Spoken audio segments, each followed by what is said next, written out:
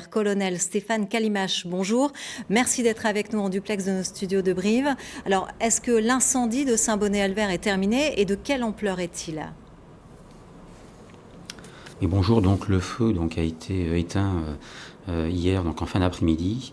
Il s'agissait d'un feu de 2,5 hectares et l'enjeu principal était la protection d'une habitation qui a été effectivement protégée sans difficulté par les moyens qui ont été mis en œuvre, donc principalement des véhicules porteurs d'eau.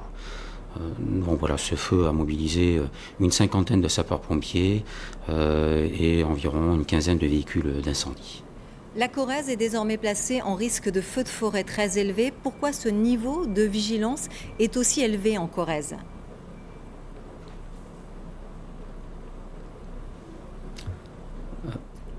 Pourquoi ce niveau de vigilance aussi élevé en Corrèze, risque très élevé en incendie? Alors nous avons basculé depuis hier sur un risque feu de forêt très sévère en raison de plusieurs paramètres, la température, le taux d'humidité, c'est dû évidemment à la sécheresse et puis également le vent. Donc il faut savoir que c'est la 4e journée cette année, donc nous passons encore un risque très sévère et c'était effectivement assez exceptionnel au mois de septembre. Donc il faut également préciser que ce n'est pas tout le département qui est impacté, mais principalement le secteur sud du département qui est en risque très sévère. Et donc pour ce faire, nous engageons des moyens en conséquence pour attaquer tout feu naissant afin d'éviter un développement rapide des incendies de l'espace naturel.